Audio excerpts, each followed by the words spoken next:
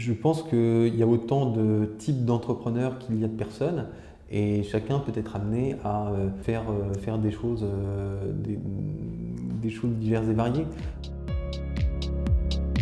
Je suis dehors. Devant moi, une gigantesque bâtisse du XVIIe siècle, le séminaire Saint-Sulpice. Après quelques minutes, j'aperçois une personne descendre des escaliers et ouvrir la porte. Elle est habillée avec un pantalon rouge et une chemise parfaitement repassée. Les cheveux de fin de journée et une petite paire de lunettes. Cette personne, c'est Thibaut de Berny, le cofondateur de la start-up chrétienne Ephata. Une personne originale à la culture anticonformiste et à la vision révolutionnaire. Lors de cet épisode, j'ai eu la chance de pouvoir discuter avec lui de sa start-up, donc Ephata, qui compte aujourd'hui presque 20 000 utilisateurs comblés dans 96 pays à travers le monde. Du développement de son idée à son exécution, du changement de route qu'il a vécu dans sa vie personnelle et du véritable rôle entrepreneurial de chaque personne dans la société. C'est vraiment un épisode pour apprendre à affirmer ses valeurs personnelles et ses convictions, ses différences, etc. à travers son projet et ses rêves. Personnellement, c'est un podcast qui m'a énormément apporté, un échange qui m'a vraiment apporté et qui, j'espère, et j'en suis même quasiment sûr, qu'il va vous apporter énormément. Je vous souhaite une excellente écoute. Alors, n'oubliez pas de vous abonner sur la chaîne ou sur SoundCloud ou iTunes, vraiment les supports que vous préférez. Ça me soutient, ça m'aide et puis ça m'encourage. Très bonne écoute encore et à très bientôt. C'était Clément Meunier pour vous servir. Ciao. Bonjour Thibaut. Bonjour Clément. Tu vas bien? Super. Super, merci pour le temps que tu me donnes, sachant que c'est toujours un peu serré, mais c'est cool, tu me laisses une petite heure pour qu'on puisse un peu parler de Ephata, etc. Merci à toi d'être venu jusqu'à moi. Il n'y a pas de problème. Donc pour vous le présenter un petit peu, Thibaut de Berny, qui est le fondateur, c'est ça, de Ephata. Et je pourrais vous présenter Ephata, mais je pense que je vais le laisser le faire parce que en tant que cofondateur d'une startup, il est plus expérimenté que moi pour pitcher son projet, quoi. Ouais, alors Ephata, c'est une plateforme d'hébergement entre particuliers inspirée des valeurs de l'hospitalité chrétienne. Uh-huh. C'est de la location de courte durée qui est notamment à destination, qui offre la possibilité aux hôtes qui sont référencés sur la plateforme d'héberger au profit d'associations. Ça signifie qu'on référence des associations partenaires et que les hôtes peuvent accueillir au profit d'une association. On a souhaité mettre ça en place parce qu'on s'est dit que, en tant que jeunes entrepreneurs avec des familles à charge, mariés avec des enfants, etc., on n'avait pas forcément des ressources illimitées pour pouvoir faire les dons qu'on aurait souhaité faire à des associations qu'on avait envie de soutenir. Et que par contre, on a la possibilité d'ouvrir notre porte, de déplier un canapé, d'accueillir quelqu'un et de diriger en fait le fruit de cette location tout ou partie vers une association. Voilà. D'accord, super. Et du coup, ça va faire à peu près combien de temps que vous avez démarré l'aventure? Ça fait maintenant 3 ans et demi à peu près que le site est en ligne. D'accord. Donc ça a démarré un petit peu avant, donc disons 4 ans environ. D'accord, donc ça fait déjà 4 ans, donc 2014, 2015 alors. 2015, ouais. D'accord. Du coup, là, à ce niveau-là, encore aujourd'hui, vous êtes à peu près combien dans l'équipe de Ephata? On est 5 vraiment en dur dans l'équipe. Ensuite, on est régulièrement également accompagné de stagiaires, etc. D'accord, ça marche. De façon, en salarié, on est 5. On est accompagné ensuite de multiples intervenants. On a des gens qui nous conseillent, qui font partie d'un conseil de surveillance. On a différents investisseurs, actionnaires, des sociétés qui nous accompagnent et nous aident aussi. On a de multiples partenaires. On a des ambassadeurs au sein d'Ephata qui représentent aussi Ephata auprès de leur communauté proche, leur réseau, leur cercle, etc. On a des partenaires, et puis ensuite il y a tous les utilisateurs de la plateforme, qu'ils soient hôtes ou voyageurs. Donc tout ça, ça fait quand même finalement ça commence déjà à beaucoup faire de une monde. bonne équipe, ouais. Parce qu'il y a les personnes en interne, et si j'ai bien compris, il y a pas mal de personnes qui rentrent en compte, mais qui sont en externe, pas directement dans Absolument. l'équipe. Ça marche. Et du coup, tu avais commencé un peu à m'expliquer un peu dans ton pitch, mais vraiment, si on reprend un peu la naissance de l'idée, la façon dont c'est un peu né, peut-être tu peux me dire un peu comment t'es venue l'idée tout simplement de lancer ce projet, quoi. Ouais. Le fait d'accueillir chez soi, en fait, d'accueillir chez soi des inconnus, c'est hyper engageant. C'est quelque chose, c'est une démarche qui est vachement intime, en fait. Faire rentrer quelqu'un chez soi, c'est très intime. Mais du coup, les gens ont un peu peur parfois de pouvoir le faire. Et moi, ma réflexion a été très simple, c'est de me dire, mais sur quel fondement, finalement, on accepte d'accueillir des gens chez soi? Et le principal fondement que j'ai trouvé, c'est de se dire, c'est pour pouvoir vivre en fait une rencontre. Enfin, ce qui a permis cette hospitalité dans notre culture depuis des siècles, etc. C'est vraiment ce qui a impulsé en fait le Christ comme manière de vivre l'hospitalité.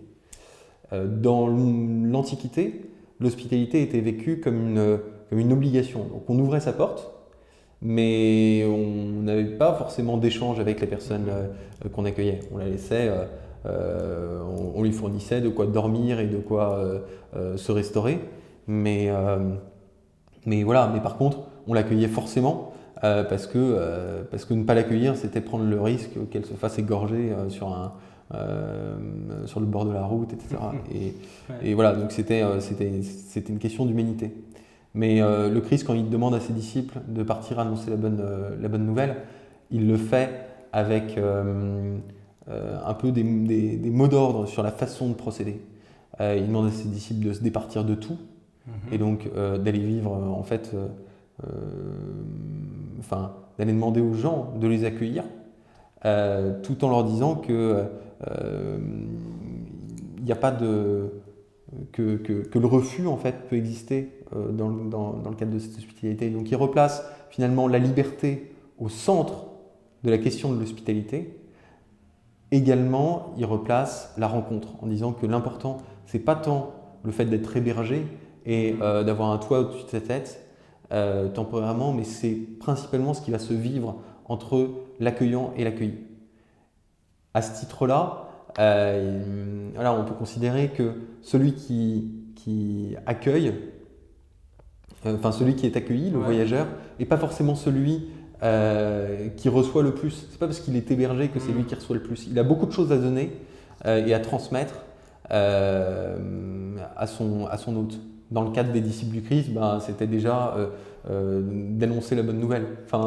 Voilà, aujourd'hui, ça peut être encore ça. Donc, il y a une notion qui peut être une notion d'évangélisation dans l'hospitalité, mais il y a également le fait de pouvoir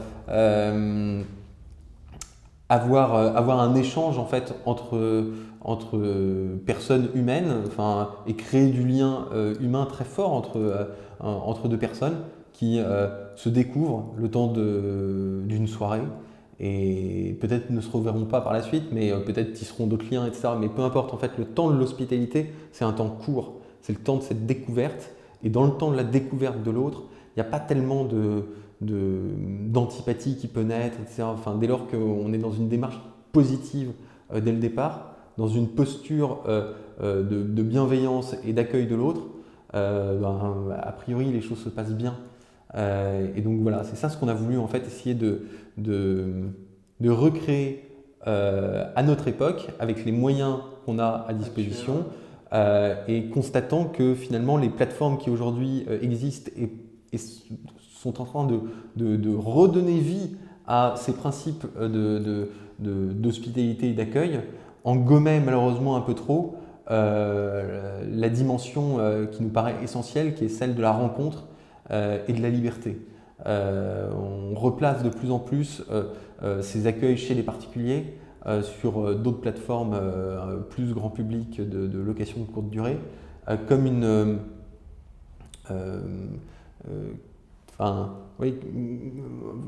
comme de l'hôtellerie en fait chez des particuliers. Alors certains machins sont en train de remettre aussi beaucoup d'expérience et tout, et ça c'est des démarches qui me semblent très positives.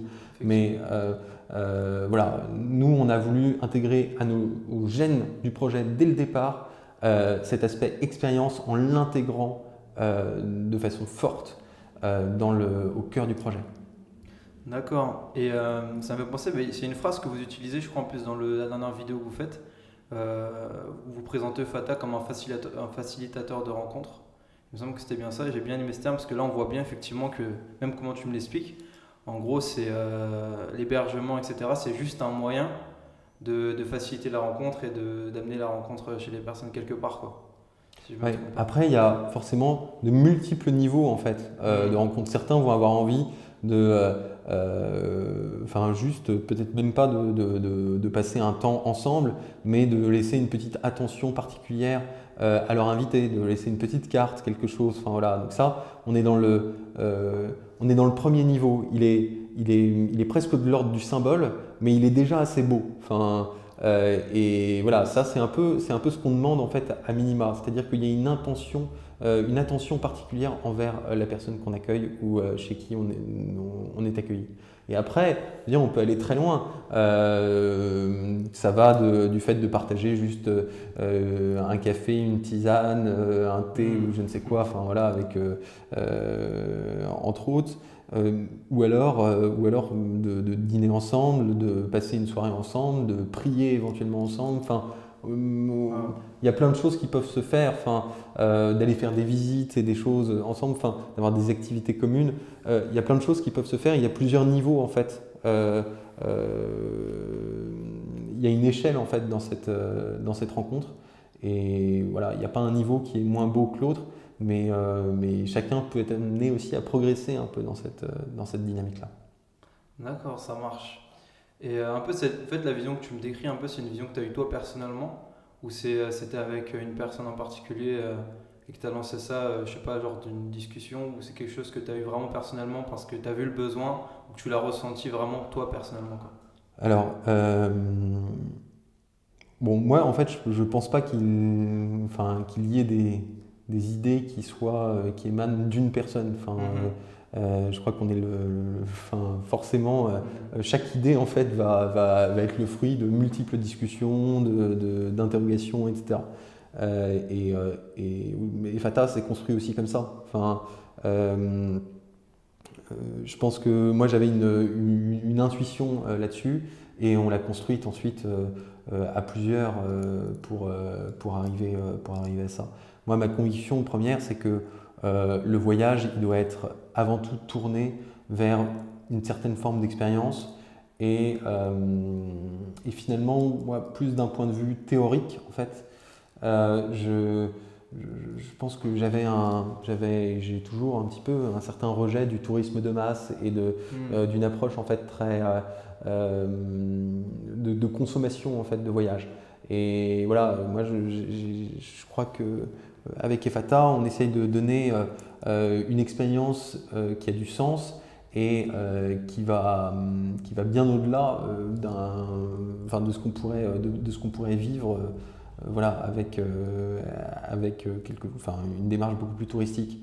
Il y avait un exemple que j'aime bien, je pense qu'il est beaucoup plus enrichissant d'aller visiter l'Égypte. C'est deux démarches différentes, elles ne sont pas incompatibles, mais moi je me sens plus d'attirance par le fait d'aller visiter l'Égypte en étant accueilli dans une famille de chrétiens coptes qui vont me faire découvrir leur culture, la façon dont ils ont de vivre leur foi dans un pays où parfois ils ont des difficultés à exercer librement leur religion, etc. Plutôt que d'aller simplement faire une croisière sur le Nil. Je nie pas l'intérêt de faire une croisière sur le Nil, je dis juste que pour aller chercher du sens, et je crois que notre génération aujourd'hui, on est tous les deux, hein, et sans doute un certain nombre de tes auditeurs, dans une génération qui est vraiment en quête de sens.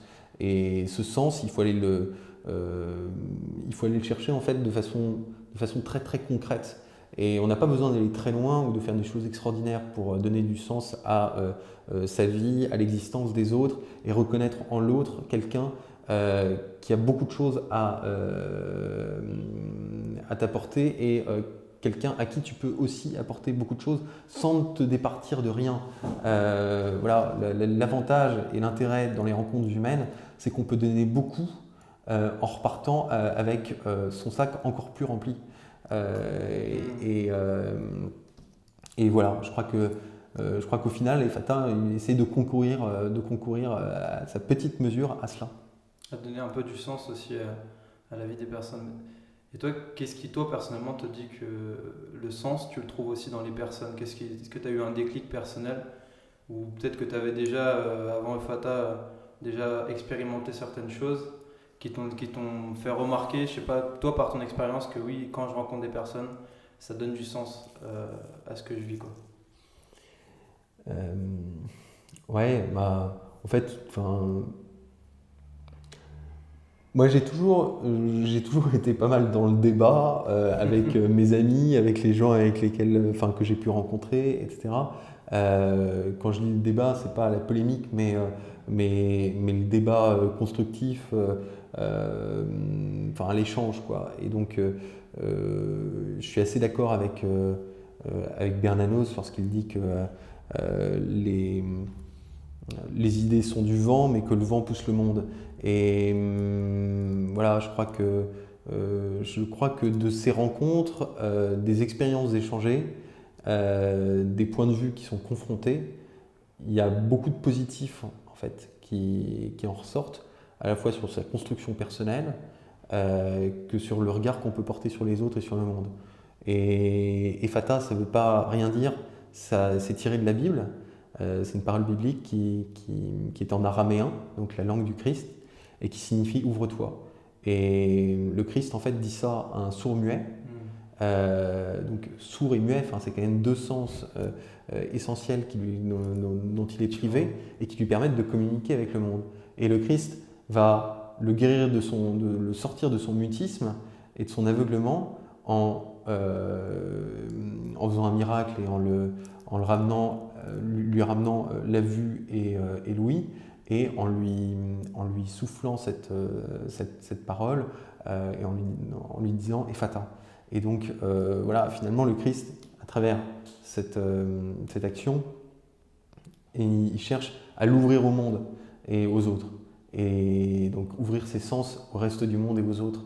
Et voilà, Ephata, c'est ça sa vocation, c'est d'ouvrir ses utilisateurs au monde et aux autres. Voilà. D'accord. Effectivement, comme ça, là, pour revenir un peu sur la source, etc., l'idée, etc. Bon, c'est sûr, tu m'as dit que c'est quelque chose qui s'est construit pas tout seul, bien sûr tout seul. Si j'ai bien compris, tu n'aurais pas pu construire ça et aller là où aujourd'hui vous êtes. Mais je pense que toi, dans ta vie de tous les jours, je sais pas, dans ton cursus scolaire, dans tes études que tu as fait, est-ce que tu avais prévu un peu ce changement de route, on va dire, quand tu étais en période d'études ou quelque chose comme ça? Non, pas du tout. C'est évidemment un peu le fruit à la fois d'opportunités, d'idées qu'on a eu envie de mettre en œuvre à plusieurs, etc. Donc, il y a 10 ans, jamais je me serais dit que je pouvais partir dans une voie comme celle-ci. Maintenant, quand je vois aussi, moi, ce qui m'a conforté aussi dans cette dynamique-là, c'est de rencontrer des tas d'utilisateurs de la plateforme, qui racontent par leur témoignage à quel point ça a pu bouleverser aussi leur vie, faire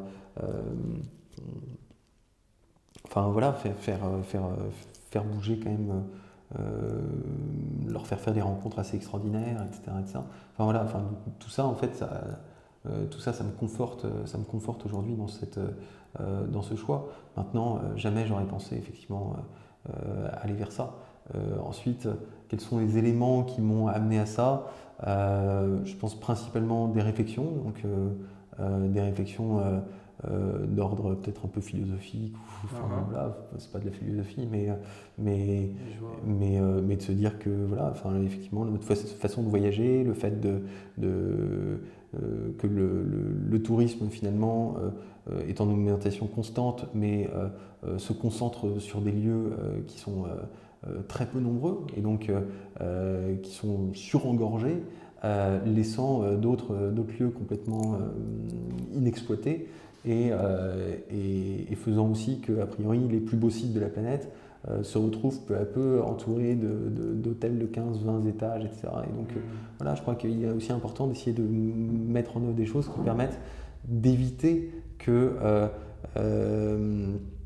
on soit obligé de bétonner tous les plus beaux sites de la planète, aller se loger chez l'habitant à proximité de ces endroits, paraît être une solution à la fois bien plus riche de sens, bien plus écologique et bien plus économique. Voilà. D'accord. C'est bien c'est un truc, un point que j'ai compris et du moins là, j'aimerais peut-être en savoir un peu plus. J'ai vu que tu cherchais aussi à travers Ofata un côté vraiment écologique. Donc c'est comme tu me dis, en fait, le côté écologique, c'est surtout pour le fait de ne pas devoir bétonner partout, de devoir construire, c'est ça. Oui, d'après l'Organisation mondiale du tourisme, en gros, d'ici une vingtaine d'années, le 20-25 ans, le nombre de touristes internationaux devrait doubler. D'accord. Ça signifie que dans les endroits où il y a déjà des problématiques d'hébergement et un peu d'engorgement, eh bien, on va être obligé de trouver des solutions alternatives d'hébergement. Soit on va construire de nouveaux hôtels, soit on va trouver des modes d'hébergement différents. Moi, il me semble que faire des plus beaux sites de la planète, des immenses parcs hôteliers, n'est pas une bonne solution. De la même manière que le covoiturage aujourd'hui permet de résoudre un certain nombre de problématiques écologiques, l'hébergement chez des particuliers répond en fait de la même manière à la même problématique. Habiter dans un appartement seul qui pourrait héberger 5 personnes, eh bien, c'est pas forcément une solution. Après, chacun n'a pas forcément envie d'accueillir des gens tout le temps chez soi. Et c'est là où en fait l'hébergement de courte durée est une superbe réponse à ces problématiques. C'est-à-dire que à la fois on peut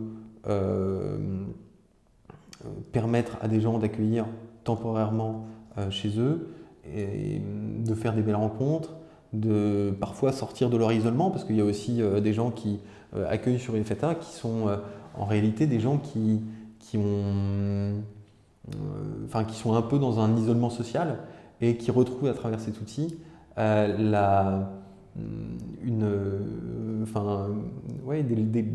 qui retissent des liens sociaux, des liens humains, et en accueillant chez eux des personnes qui sont contents de rencontrer, etc. Donc c'est l'écologie, un petit peu, mais aussi surtout en fait de l'écologie humaine, du lien humain qui est retissé. Voilà. D'accord. Mais est-ce que c'était pas parce que quelque part ça restait quand même, parce qu'à la base tu l'as lancé en France avec ton équipe. Est-ce que pour vous, c'était pas un pari fou à l'époque, dans le sens où dans le milieu occidental, dans la culture occidentale, surtout en France, il y a des personnes qui pensent comme ça, il y a des personnes qui sont encore beaucoup plus fermées, qui ont vraiment du mal avec les événements, etc., à ouvrir leurs portes, qui sont beaucoup plus méfiants, etc. Est-ce qu'il y a eu un travail d'éducation, ou alors ça s'est fait vraiment naturellement à ce niveau-là, quoi? Je pense qu'on n'a pas encore terminé de toucher tous les convaincus. Donc la phase d'éducation, je dirais qu'elle vient après. Ensuite, est-ce qu'on a essayé de convaincre des gens qui pouvaient avoir des craintes, etc. Évidemment, et on y est parvenu. Et je pense que, en fait, le fait de faire rentrer effectivement quelqu'un chez soi, c'est très intime comme relation, mais le fait de partager des choses fortes aussi avec cette personne, alors pas forcément le fait d'être chrétien, parce qu'on est une plateforme qui est inspirée de valeurs chrétiennes, mais pour autant, elle est ouverte absolument à tous. Mais par contre, le fait de se reconnaître dans ces valeurs humaines, eh bien, ça permet en fait d'avoir un point de contact entre l'hôte et l'invité, de savoir qu'on partage en fait en quelque sorte un petit peu une même vision du monde. C'est hyper rassurant. Voilà. Donc Donc non, on n'a pas eu peur en fait. Enfin, des plateformes plus grand public aujourd'hui jouent sur d'autres ressorts, enfin, principalement des ressorts économiques. Alors nous, l'aspect économique aujourd'hui, il n'est pas absent de la plateforme, mais c'est pas du tout le point central. D'accord, effectivement, le fait que ça soit chrétien, ça peut aussi rassurer les personnes de se dire que effectivement on a les mêmes valeurs, on a à peu près le même centre d'intérêt dans le sens où on sait qu'on tombe pas sur n'importe qui. D'accord. Et au moment où, pour revenir même quand tu as lancé, etc., est-ce que ton entourage, un peu, parce qu'à la base, tu as fait des études en économie de guerre, il me semble, un master en intelligence économique, ouais. Donc en du intelligence renseignement économique. économique et ouais, je faisais un peu d'influence digitale, etc. D'accord, donc à la base, c'était destiné à faire comme quelque chose de bien différent. Complètement, oui. Et ton entourage, un peu comment a pris le fait que tu veuilles un peu te détourner un peu des masters que tu as fait, des études, pour aller finalement vers une voie peut-être un peu plus approximative, du moins d'extérieur, dans le sens où c'est risqué, on ne sait pas exactement là où ça va nous mener. Et voilà quoi. Bah, je pense que mon entourage il était conscient enfin, du fait que j'ai toujours eu enfin, une assez grande envie de monter des projets, de les mener à terme, de construire des équipes pour pouvoir les amener le plus loin possible, etc. Et de ce point de vue-là, j'ai le sentiment d'avoir été vachement soutenu en fait par mon entourage. À certains moments, forcément, il y a des interrogations, des doutes qui peuvent re-questionner ce soutien indéfectible, etc. Il ne faut pas que ce soit un soutien aveugle. Et il est bon qu'il y ait un dialogue sur ces questions-là. Voilà, moi je me suis jamais senti je me suis jamais senti acculé à continuer coûte que coûte, ni acculé à essayer d'arrêter coûte que coûte. Donc en fait, j'ai une chance peut-être incroyable, mais moi, mon entourage aujourd'hui, il a vachement respecté ma liberté d'entreprendre. Et voilà, j'ai beaucoup de chance. Effectivement, c'est un plus non négligeable quand même, c'est clair. Et tu me parlais justement de un peu cette mentalité d'entrepreneur que tu as un peu depuis du coup, peut-être depuis que tu es petit, ou c'est quelque chose qui s'est fait avec le temps? Je ne saurais pas dire. Je ne saurais pas dire. Et quand j'entends parfois certains dire que depuis qu'ils ont 10 ans, ils ont envie de faire je sais pas quoi, bon, ça me fait sourire parce que moi j'ai le sentiment qu'à 10 ans, vraiment, je ne savais pas du tout. Je suis impressionné par les gens qui peuvent avoir des idées très définies si tôt, mais moi à 10 ans, je ne savais pas du tout ce que je voulais faire.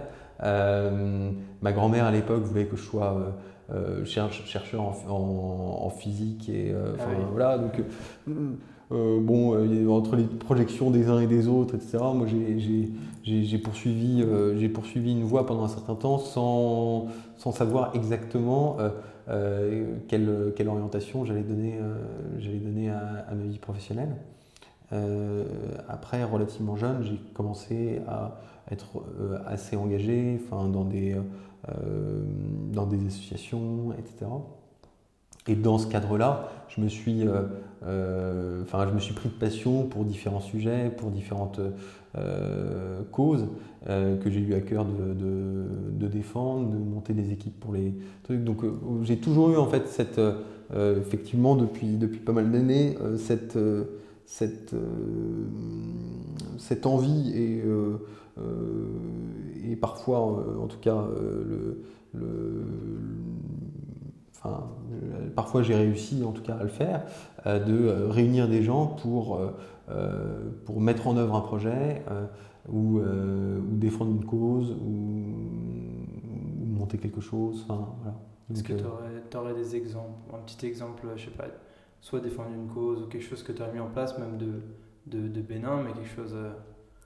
Et par exemple, j'ai monté il y a quelques années pour un château qui se trouve dans le Berry, dont je m'étais pris un peu de passion, une association de préservation de ce château et de son patrimoine, il était en relativement mauvais état voilà, pour y faire un certain nombre de réparations et tout. Donc à cette occasion, voilà, j'ai monté un certain nombre d'équipes, on a monté des camps chantiers.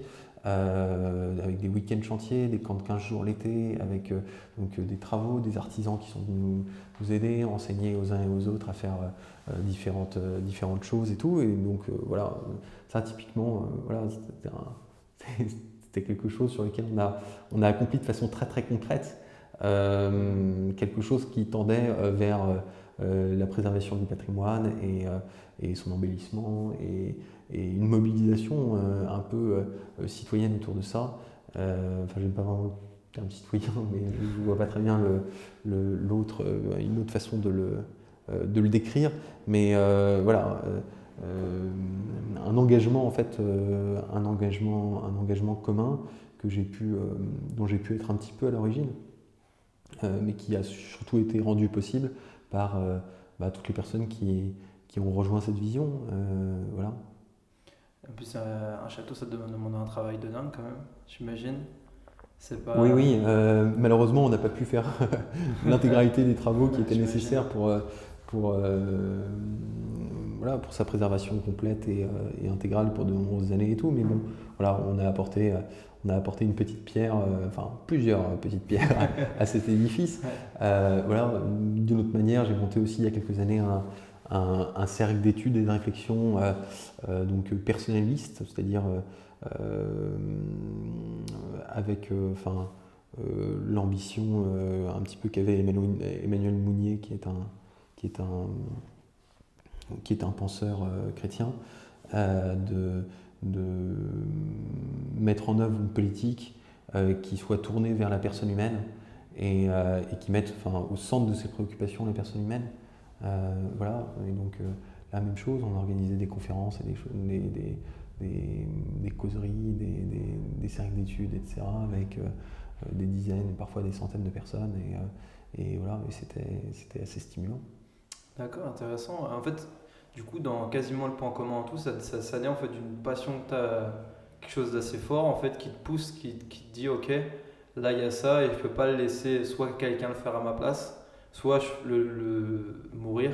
Et du coup, quelque part, tu as ce truc. Le faire à ma place, si, c'est pas un problème, mais ouais. ça a été le cas pour un certain nombre de choses. Mais en tout cas, ouais, de le mettre en œuvre. Ouais. Mettre en œuvre quelque chose pour répondre aux besoins et puis pour essayer de faire quelque chose. Même si par exemple pour le château, tu n'as pas pu aller jusqu'au bout parce que bon, un château, ça reste. Oui, voilà. Mais bon, il est encore debout et aux générations futures, machin, de pouvoir le continuer. Mais c'est vrai qu'après, avec une vie de famille et tout, aller tous les week-ends dans le Berry et trucs, c'était moins commode. D'autres ont pris ma suite pour des raisons autres. Après, ça n'a pas duré. Aujourd'hui, cette association n'existe plus, mais ça a duré encore un certain temps et voilà. Et je pense que dans son intégralité, finalement, ça a permis quand même de préserver pas mal de choses. D'accord. Est-ce que toi, c'est une question que je me pose, est-ce que tu penses que un peu ce caractère entrepreneurial, c'est peut-être des questions que plusieurs personnes se posent, est-ce que c'est quelque chose que tout le monde a de base, enfin du moins on a vu que selon toi pas forcément dès l'enfance, mais est-ce que c'est quelque chose qui est en tout le monde ou c'est quelque chose qui n'est pas en tout le monde ou qu'on doit développer, ou qu'est-ce que tu penses par rapport à ça? Je sais pas très bien, je pense que ça résulte avant tout d'une passion et d'une capacité et d'une envie, surtout d'une envie en fait de se saisir d'un problème et d'une difficulté ou d'une situation et de se dire qu'on va changer cette situation, on va résoudre ce problème ou surmonter cette difficulté. Et voilà, je pense que toute personne en fait est confrontée dans sa vie à ces problématiques. À différents niveaux, de différentes manières, etc. Et je crois qu'à ce titre-là, en fait, chacun est, peut-être un jour ou l'autre, un peu entrepreneur. Et voilà, moi j'ai pas du tout je suis pas du tout un moderne, donc je ne crois pas je ne crois pas au fait que être un entrepreneur, c'est avoir un baby-foot dans son bureau, des ballons gonflables et d'aller dans un bar branché le soir pour discuter avec des copains. Moi, j'ai énormément d'admiration pour tous ces hommes et ces femmes aussi qui entreprennent plus dans l'ombre et qui ne sont pas toujours hyper reconnus, mais qui maintiennent un savoir-faire artisanal en France et tout ça, qui est extraordinaire et tout. Donc, je pense qu'il y a autant de types d'entrepreneurs qu'il y a de personnes, et chacun peut être amené à faire des choses diverses et variées. Voilà, je crois que les qualités principales requises pour pouvoir avancer dans un projet de cette manière-là, c'est d'avoir envie de travailler avec d'autres, d'avoir la conviction qu'il y a quelque chose à faire évoluer et un sujet dont il faille se saisir, et d'avoir l'envie absolue de s'en saisir. Voilà. Ensuite, le reste, c'est des modalités pratiques. Je trouve ça intéressant parce que du coup, dans ça, en fait, ça voudrait dire que entreprendre, ça voudrait pas forcément dire, parce que peut-être dans la pensée, on va dire, globale, c'est force entreprendre, ça veut dire créer une entreprise, ça veut dire ouvrir un nouveau Facebook, ça veut dire ouvrir un nouveau Google. Mais en fait, si on suit un peu ce que tu veux dire, en fait, entreprendre, ça peut être résoudre même des problèmes du quotidien ou des choses que personne ne voit, des choses qui ne sont pas forcément des entreprises. Mais entreprendre, c'est plus la mentalité d'avoir des choses autour de soi et finalement d'être un électron qui est actif un peu avec les éléments autour de soi, c'est ça? Je sais pas si c'est un électron, non, c'est pas ça, c'est que je crois qu'on a trop tendance en fait à glorifier des espèces de figures idéalisées de l'entrepreneur parfait, ou voilà, et qu'en règle générale, un entrepreneur, c'est jamais que quelqu'un qui s'est saisi d'un sujet et a décidé d'y consacrer son énergie et de tout mettre en œuvre pour y parvenir. Ce qui ne veut pas dire que ça fonctionne à chaque fois, et c'est pas forcément le problème. C'est évidemment un problème, mais voilà, en fait, moi j'ai le sentiment que on regarde beaucoup en direction de tous les entrepreneurs qui ont construit les plus grandes sociétés, les GAFA, etc., etc., etc. Et évidemment, c'est des visionnaires de génie et tout ce qu'on veut. Mais bon, on oublie aussi souvent tous ceux qui ont donné leur énergie aussi autour, qu'ils ont su entraîner. Hein. Mais voilà, en fait, faut pas idéaliser forcément ni ces gens-là, ni ces situations. Et je crois qu'il faut, en fait, avant de pouvoir admirer ces personnes-là, il faut déjà admirer le boucher qui est en bas de chez soi et qui maintient une boucherie en se levant à 3-4 heures du matin pour aller préparer, faire sa mise en place, qui travaille toute la journée et qui rentre le soir en se disant que malheureusement, la jeune génération n'a pas envie forcément de fournir les mêmes efforts pour prendre sa suite. Voilà. Ça, moi, cette personne-là, j'ai un immense respect pour elle, et je pense que avant toute chose, en fait, l'entrepreneur, c'est ça. C'est d'être dur à l'effort et d'avoir envie de faire évoluer une situation ou de faire perdurer un savoir-faire. Ouais, c'est clair, en plus, comme tu dis, le boucher, etc., des fois, il fait même autant d'heures par semaine que quelqu'un qui va entreprendre quelque chose de plus gros, quoi. C'est juste que bon, ça a une échelle qui semblerait plus petite, même si ça impacte quelque part quand même la vie des autres. Il y a un truc que j'aimais bien que tu me disais au niveau de... Et c'est justement une question que je me posais. Tu me disais que tu es quelqu'un à l'ancienne. Et c'est pour ça que tu dis que tu n'aimes pas forcément trop les toboggans, etc., travailler avec des ballons, etc. Ouais. Et je me dis, aujourd'hui j'ai l'impression, là on est en train de faire l'interview dans un dans un endroit, c'est du 17e, je pense. Ouais, je crois que c'est ça, C'est un- 17 ou 18. 17-18e siècle, hein, pas l'arrondissement. Ouais. Et j'ai l'impression que c'est un peu cette mentalité, c'est empreinte vraiment dans la culture de Fata à fond, quoi. Oui, bah, je pense que ça, c'est vraiment dû aux personnalités de Thomas et moi, Thomas étant celui avec lequel j'ai cofondé Fata. Euh, on est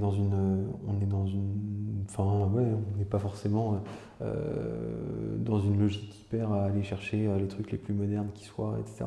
Et finalement, aujourd'hui, d'être dans un bâtiment comme celui-ci, qui est en fait un séminaire toujours en activité, hein, dans lequel il y a des prêtres qui sont formés. Actuellement, il y a une cinquantaine de séminaristes qui étudient ici, mais ils ont également des bureaux disponibles et ils nous ont permis, enfin, là, de disposer comme ça de bureaux dans ce cadre-là. Bah, c'est un cadre, moi, que je trouve à la fois magnifique et très calme, etc. Donc on est ravis de pouvoir être là. Mais c'est sûr qu'on n'est pas, dans le dernier espace de coworking ouvert par Xavier Niel. Voilà. On est un peu en décalage. Ouais. Ouais, c'est ça qui m'avait surpris. Après, quand tu m'avais dit l'adresse d'ici, je sais pas si ça te dérange qu'on dise le nom de Non, pas l'endroit. du tout. C'est Séminaire Saint-Sulpice. Si jamais vous voulez voir en image, un peu, parce que tu vois que sur Google Images, il y avait 2-3 images, donc vous tapez Séminaire Saint-Sulpice à Paris, vous allez trouver. Et c'est vrai que c'était assez étonnant parce que à chaque fois, quand on pense à start-up, on imagine, il y a tout de suite une image qui vient en tête, c'est vraiment le panier de basket dans le bureau, c'est la machine à soda illimitée toute la journée. C'est un peu la vision là, et en fait, là, dans la culture, c'est vraiment plus la recherche du calme, basée sur des valeurs vraiment chrétiennes. Et il y a une question que je me pose, et peut-être que en fait tout ce qui se passe là, c'est vraiment quelque chose que tu as fait naturellement, je pense. Comme tu disais, c'était avec Thomas, c'est ça, ton Ouais. associé.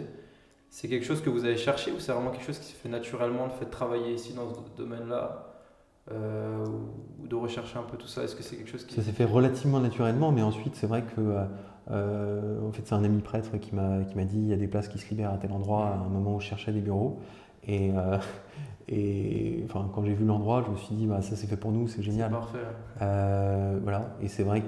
Alors, moi j'ai le sentiment qu'on est peut-être un peu en décalage, mais j'ai aussi l'impression que pendant des années, les entrepreneurs français ont cherché à être assez anticonformistes, justement en mettant des baby-foot, des trucs partout, etc. Et qu'aujourd'hui, en fait, c'est vachement devenu la norme, et que donc être anticonformiste, c'est pas forcément mettre un baby-foot dans son bureau. Donc voilà, nous, en tout cas, on s'est positionné dans une logique où effectivement on est plus dans quelque chose de relativement intemporel en fait. Ouais, c'est clair. Et c'est un domaine qui m'intéresse beaucoup en ce moment, justement, l'importance d'une culture dans une entreprise. C'est vraiment, je me pose pas mal de questions à ce niveau-là. Et j'aime beaucoup ce que tu viens de dire au niveau de... En fait, c'est vrai, comme tu dis, les startups à la base, c'est vraiment le truc de rechercher l'innovation, l'anticonformisme, etc. Et en fait, c'est limite, c'est devenu en fait quelque chose... Il y a eu un cadre qui s'est formé en fait en disant quand tu es là, tu es anticonformiste, mais en fait, du coup, ça veut plus rien dire. Parce que justement, quand tu rentres dans ce cadre, tu rentres juste dans une autre case, mais tu n'es pas forcément anticonformiste, quoi. Et donc, comme je disais, ouais, c'est un point qui m'intéresse beaucoup, la culture. Est-ce qu'au niveau même de quand vous... Pareil, je pense que en général, une culture, ça se fait relativement naturellement. Mais quand vous avez, par exemple, sélectionné les membres de l'équipe, ou même vos collaborateurs, etc., est-ce que des fois, ça coince? Parce qu'il y a peut-être un décalage au niveau de la culture. Peut-être qu'il y en a, ils vont s'attendre en venant ici à Après, je pense qu'on est assez transparent en fait sur la façon, sur à la fois notre vision et sur la proposition de valeur des FATA, etc. Et du coup, je pense que les gens qui viennent vers nous et qui peuvent répondre aux annonces qu'on diffuse, bah, ils sont déjà dans une logique qui est assez proche de la nôtre. Et évidemment, le fait de pouvoir avoir un fit aussi personnel, c'est important, surtout dans une petite équipe et tout. Donc Enfin voilà, on a la chance en fait d'avoir des gens qui viennent vers nous et qui partagent à peu près la même vision que nous, donc c'est top. Donc ça, vous n'avez jamais eu à demander quelqu'un de partir, on va dire, à cause d'un décalage comme ça ou Non, d'un problème jamais. comme ça. Donc ça va, à ce niveau-là, vous avez eu pas mal de chance. On a eu de la chance là-dessus. Ah, ça marche, c'est super. Et pareil, il y a une question que je me pose aussi ces derniers temps. Et là, ça tombe bien parce qu'on peut avoir un peu le sujet. Et au niveau donc des startups chrétiennes, etc. Et pendant que je faisais les recherches un peu sur Fata, sur la presse, etc. Et tu vas me dire ce que tu en penses. J'ai l'impression, quand on ouvre un projet chrétien, en fait, du moins, il y a un écosystème de projets chrétiens qui s'est créé. Et avec des événements, par exemple, les concours de pitch pour projets chrétiens, etc. Est-ce que vous n'avez pas subi un peu ce truc de se dire, on a lancé une start-up chrétienne, on est rentré dans un écosystème des projets chrétiens, des églises, etc. Et on est complètement sorti de l'écosystème des start-up classiques, etc., des concours classiques? Alors pas du tout en fait. Enfin, c'est assez bizarre, mais la plupart des personnes avec lesquelles on a pu, avec lesquelles il y a pu y avoir un problème du fait de la revendication chrétienne un peu de notre inspiration, ça a été principalement des gens assez engagés, chrétiens assez engagés, et finalement ça sortait un peu du modèle qu'ils connaissaient, et donc il y avait une sorte de peur que ça puisse qu'un projet comme Ephata puisse les marquer professionnellement ou en définitive toutes les personnes qu'on a rencontrées au-delà de ce cercle-là, regardez juste notre projet comme un projet d'entreprise normale, classique, une start-up qui a effectivement des valeurs qui sont peut-être originales dans le monde de l'entreprise, mais pas plus originales que le fait d'être végan ou sans doute même moins original que le fait d'être végan, en gros, c'est juste que ça fait partie intrinsèquement de notre identité en fait, mais de notre identité en tant qu'entreprise, etc. Mais voilà, après, non, ça n'a pas été. Moi, je me suis pas du tout senti rejeté de la communauté des entrepreneurs. Voilà. Classique, ouais. Non. D'accord, ça marche. Et du coup, même au niveau des investisseurs, ça peut arriver que des investisseurs, on va dire séculiers, si on peut dire ça comme ça, peuvent s'intéresser. D'ailleurs, c'était intéressant parce que j'ai vu que vous étiez dans le top 100 depuis dernièrement des startups dans lesquelles investir en 2018 sur le concours Challenge. Ouais. Donc c'est aussi le contre-argument qui m'a fait dire qu'en fait, non, pas vraiment, il n'y a pas forcément. Mais je voulais quand même avoir ton point de vue. Un écosystème chrétien en dehors d'un écosystème classique. Du fait de voir que justement l'écosystème classique, on va dire, du moins le monde entrepreneurial, vous a quand même mis dans les top 100 des startups dans lesquelles investir en 2018, quoi. Ouais, on a eu de la chance de pouvoir apparaître dans ce classement. Je pense que, en fait, il y a effectivement vraiment pas de problème en fait à pouvoir porter un projet chrétien en ayant des gens qui peuvent nous accompagner, qui ne le sont pas, mais qui juste croient au projet, voire aux valeurs du projet, sans forcément avoir l'aspect vraiment chrétien derrière, mais je veux dire des valeurs humaines, de rencontres, etc., dans lesquelles beaucoup de gens peuvent se reconnaître au-delà de leur foi, quoi. Et ouais, évidemment, on a des investisseurs aujourd'hui qui sont pas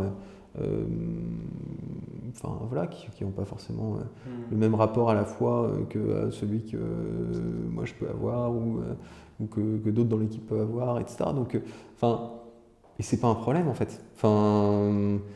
Juste on a monté une boîte, elle a une identité forte.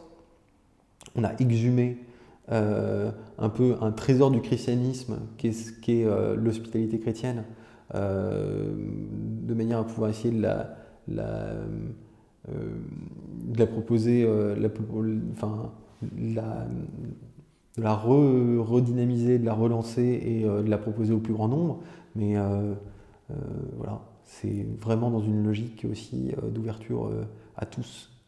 D'accord, ce qui fait qu'aujourd'hui, vous avez aussi des utilisateurs, pas forcément que chrétiens, mais Bien aussi, sûr, bien sûr. aussi non chrétiens. D'ailleurs, vous êtes à, je crois, 20 000 utilisateurs, non? Quelque chose comme ça? Un peu moins, ouais.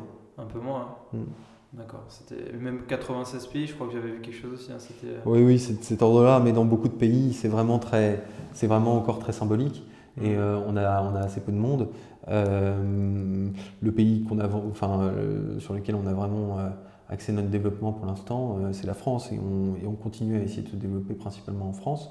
Et voilà, si tout se passe bien dans les mois à venir, peut-être que d'ici un an et demi, on pourra envisager d'ouvrir 1, 2, 3 autres pays et de progresser dans une phase un peu d'internationalisation.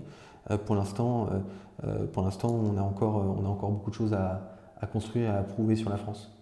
Parce qu'effectivement, en fait, du coup, sur la vision de base, c'est pas que de rester en France ou dans le milieu francophone, c'est vraiment d'ouvrir les portes des FATA vraiment dans l'international, quoi. Oui, à terme, bien sûr. Et ça va, pour le moment, vous arrivez à atteindre ces objectifs parce que je vois que le nombre d'utilisateurs a quand même augmenté. Je crois qu'en 2015 ou 2014, en 2016, j'avais dû voir 6000 utilisateurs, je crois. Donc ça veut dire que... Oui, bien sûr. En fait, pour l'instant, le plus important pour nous n'est pas forcément encore d'aller chercher beaucoup d'utilisateurs.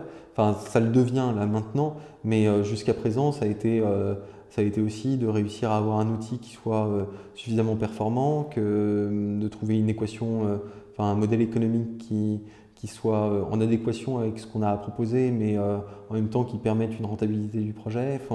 Voilà, donc on a beaucoup construit, on a beaucoup bâti, on a un peu recruté du monde. Maintenant, nos ambitions aujourd'hui pour le projet, elles sont beaucoup plus importantes et on souhaite vraiment pouvoir réunir des centaines de milliers de personnes dans les années à venir au sein des FATA. Et donc voilà, c'est ce à quoi on va s'employer dans les mois et années à venir. D'accord, et tu parlais du modèle économique. Est-ce qu'aujourd'hui, du coup, vous avez vraiment établi, en général, ça va forcément varier, mais est-ce qu'aujourd'hui, vous avez une bonne base pour vous dire, ok, là, on a la bonne base pour... On avait trouvé un système idéal sur le plan de l'idée qu'on se faisait des FATA. Au final, ça a été un énorme échec pour pour le ressenti et la façon pratique dont ça avait pu être vécu par notre communauté d'utilisateurs. C'était un système de donativo où en gros l'invité pouvait donner ce qu'il souhaitait à son hôte. Donc c'était assez beau par rapport à l'esprit de l'hospitalité de pouvoir permettre à ceux qui avaient peu de moyens de laisser peu et à ceux qui avaient plus de moyens de donner plus.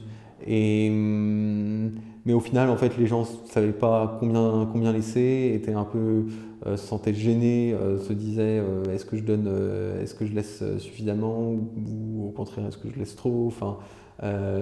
On a essayé de donner un peu des indications, mais finalement c'était pas très facile. Les gens n'étaient pas très sereins avec cette démarche et ça sécurisait pas non plus forcément les autres de ne pas savoir comment est-ce que les choses allaient pouvoir se passer en accueillant un invité.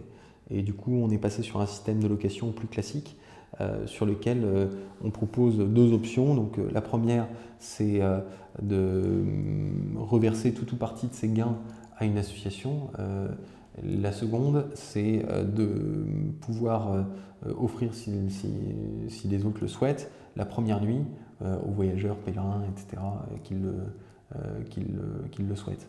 Donc voilà, on a une dimension d'accueil un peu gratuit ou désintéressé qu'on a vraiment maintenu dans notre site. Néanmoins, on est passé sur un système de location qui est plus facile en fait et plus compréhensible par les utilisateurs. Et du coup, là-dessus, nous, on prend une commission qui permet, voilà. C'est vrai que moi, personnellement, je dis ça parce qu'en plus, je l'ai vécu parce qu'à la base, la première fois qu'on s'est rencontrés, c'était une conférence sur la communication dans le milieu chrétien. Euh, et à ce moment-là, j'étais moi-même utilisateur des FATA et à ce moment-là, c'était vraiment 100% gratuit, etc. C'est après, j'ai vu effectivement la différence venir derrière. Et c'est même pas tellement grave parce que j'ai constaté que d'autres personnes qui voulaient pas forcément être payées mettaient que 1 € symbolique par nuit. J'ai vu plusieurs utilisateurs faire ça. Donc je me dis dans tous les cas, c'était pas forcément gênant. Mais je m'étais posé une question de se dire, peut-être qu'il y en a qui se disent, si on prend les mauvaises décisions au début, ou si par exemple on se trompe, on met gratuit ou on met payant, est-ce qu'on aura l'occasion de changer? Est-ce que personnellement vous, quand vous avez changé, ça a beaucoup influencé votre nombre d'utilisateurs? Du moins, est-ce que ça l'a fait diminuer? Est-ce que ça a déçu les gens? Ou au contraire, en fait, ça l'a plus augmenté, quoi? Je crois qu'il y a il y a certaines personnes qui ont forcément été peut-être un petit peu déçues. En même temps, ça répondait, je pense, à une aspiration de la majeure partie de notre communauté. Donc oui, dans un cas comme celui-ci, on perd forcément quelques utilisateurs. Il faut pouvoir leur expliquer et les accompagner au mieux pour qu'il n'y ait pas d'incompréhension trop profonde. Mais ensuite, c'est aussi c'est aussi à ce genre d'occasion que on retrouve de nouveaux utilisateurs qui ne venaient pas sur les modalités du modèle précédent et qui se reconnaissaient plus dans les modalités qu'on met en place. Donc oui, on perd quelques personnes qu'il faut bien accompagner et à qui il faut bien expliquer les choses. C'est pas grave s'ils ne se reconnaissent pas aujourd'hui dans le modèle qu'on met en place ou voilà. Mais c'est important pour nous d'avoir réussi à leur expliquer en fait nous, quelles étaient nos contraintes, et les raisons en fait qui avaient dicté ce changement. Et voilà. Et pour la majeure partie, c'était une attente en fait, c'était une demande. Donc, de ce point de vue-là, ça n'a pas forcément été trop compliqué. Et ensuite, ça nous a permis aussi de recruter de nouveaux utilisateurs qui se reconnaissaient plus dans cette manière de faire. Quelque part, c'est aussi une mentalité à avoir de se dire que ça peut changer, etc. Et que c'est pas grave, même si on perd un peu de monde, il vaut mieux perdre quelques mondes et satisfaire les autres personnes que rester des fois dans les positions de base et finalement que ça fasse pas évoluer derrière, quoi. Parce que du coup, c'était quand même un risque de votre part parce que vous saviez pas non plus. Bien sûr, mais de toute façon, entreprendre, c'est prendre un risque après l'autre. Et recommencer à prendre des risques, etc., jusqu'à arriver à une situation où finalement on n'est plus un entrepreneur, mais on est 40 entrepreneurs et le risque est vachement plus diffus du coup. Donc voilà, en attendant, forcément, entreprendre, c'est prendre des risques, c'est échouer dans certains cas, mais se relever de ses échecs et essayer de continuer. Enfin, voilà, donc, en tout cas, moi, c'est la vision que j'en ai. Mais, C'est clair, mais de toute façon, quand tu lances une startup, déjà, c'est forcément un mouvement de base. C'est vrai que c'est difficile de se dire que je vais lancer une startup et avoir tout de suite une stabilité, un équilibre de vie, faire 8 heures par jour et puis en même temps être sûr d'être très périn sur le long terme. C'était de toute façon déjà un risque de lancer une start-up et c'était forcément gage de changement. C'est aussi gage de pouvoir tout arrêter du jour au lendemain. Et donc oui, c'est sûr que ça, c'est des choses que vous étiez au courant dès le début, je pense. Oui, bien sûr. C'est des choses qu'on signe dès le début. On sait qu'il y aura des changements, on sait que ça peut s'arrêter du jour au lendemain, que l'aventure est assez courte, quoi. Moi, au début, je me souviens d'avoir rencontré un certain nombre d'investisseurs qui me disaient mais vous verrez, de toute façon, voilà, très bien votre plan, mais de toute façon, les choses ne se passent jamais comme on le pense. Et en fait, à ce moment-là, moi, on avait mis en place notre plan, c'était vraiment au tout début. Je me disais un peu niaisement si, quand même, ce serait bien que ça se passe comme ça. Et heureusement que ça ne s'est pas passé comme ça, en fait. Voilà, donc il faut être adaptable aussi, c'est certain. Ouais, ça fait partie du processus, quoi. Ça fait forcément partie du processus, quoi. Donc ça marche. Bah écoute, j'aimerais juste savoir encore une chose, du moins, à ce niveau-là. toi aujourd'hui avec ce modèle économique, etc., l'équipe, un peu aujourd'hui toi, une journée type que tu peux passer, ça pourrait ressembler un petit peu à quoi au niveau de vraiment une journée type concrète que tu pourrais faire avec Efata de façon hebdomadaire tous les jours quoi. C'est compliqué parce qu'il n'y a pas vraiment de journée type, mais on va dire que ma journée qui est la plus normée, c'est sans doute le lundi matin où je fais le point avec chaque membre de l'équipe un petit peu sur les objectifs de la semaine, où je reprends tous les tickets parce qu'on a un système de report de bugs, etc. et d'amélioration technique. Donc on est vachement tourné quand même vers la technique, mais donc enfin voilà en fait où c'est le lundi où finalement je vais avoir le plus une routine, c'est-à-dire que à la fois le suivi des objectifs et de ce que doit mettre en œuvre chaque membre de l'équipe, la vérification et le suivi des avancées techniques qui ont été mises en œuvre, le suivi ensuite des différentes campagnes, des différentes métriques en fait, et des évolutions de ces métriques sur la semaine passée, comparé aux éléments qu'on pouvait avoir précédemment, de manière à pouvoir réajuster le tir ou essayer de comprendre pourquoi est-ce qu'une donnée a augmenté ou a baissé, de manière à ne pas refaire les erreurs qui nous ont fait baisser une donnée qui ne devait pas baisser, et au contraire essayer de reproduire ce qui a reproduit une augmentation. Donc voilà, ensuite en général mes journées sont quand même assez souvent rythmées par des rendez-vous avec moins téléphoniques avec des responsables d'associations à qui on essaye de proposer de rejoindre Efata en tant que partenaire, voilà, à discuter éventuellement avec nos investisseurs ou notre conseiller de surveillance sur des points de stratégie. Il n'y a pas vraiment de journée type, mais il y a plein de routines qu'on met en place et qui permettent de piloter un petit peu l'équipe et la boîte actuellement, quoi. D'accord, donc ça reste quand même souvent à l'afflux un peu de chaque mouvement et être prêt comme sur un bateau à changer de bord vraiment s'il faut. Ouais, alors pas de façon, voilà, on navigue pas à vue non plus, hein. On est, je veux dire, on sait où on va à court terme, donc à court terme, à moyen terme et à long terme. Mais c'est sûr que la vision court terme, elle est beaucoup plus dans l'opérationnel que la vision long terme. D'accord, justement, et du coup, c'est quand même difficile d'avoir une vision long terme. Non, elle n'est pas difficile, mais disons que une vision long terme, on voit moins la sinuosité du bout du chemin, quoi. D'accord, en fait, voilà. Du coup, vous avez plus des attentes sur le long terme que des objectifs précis avec des métriques précises et des choses précises à atteindre. Si le long terme, c'est du 3-4 ans, ce que je considère comme étant plutôt du long terme dans une phase comme ça de start-up comme nous, oui, tout à fait. Ça peut être accompagné de métriques, mais qui sont plus des objectifs espérés. D'accord.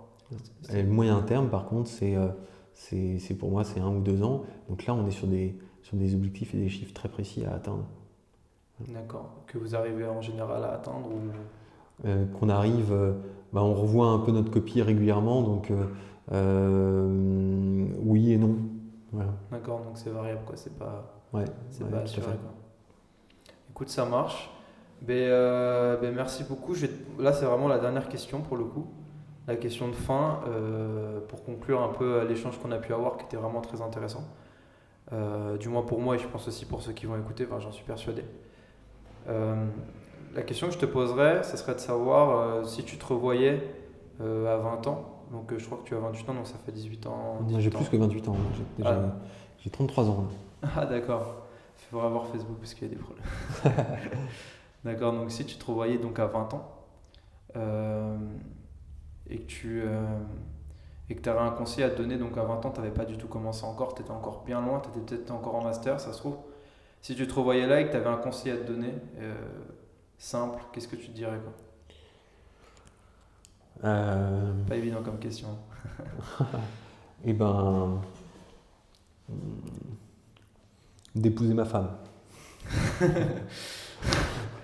Écoute, ça marche, je m'attendais pas à ça, mais Voilà, je pense que la vie personnelle est hyper fondatrice de tout, et je pense que moi c'est ce qui enfin voilà, aujourd'hui c'est ma priorité, c'est ma priorité numéro une, donc voilà. Après d'un point de vue plus professionnel, j'aimerais bien pouvoir lister l'intégralité des erreurs que j'ai pu commettre, ou la façon de surmonter un certain nombre d'épreuves qu'on a eu à traverser sur IFATA, etc. Et voilà, malheureusement. c'est pas possible, mais ça marche. Écoute, ça marche, merci beaucoup pour ce temps.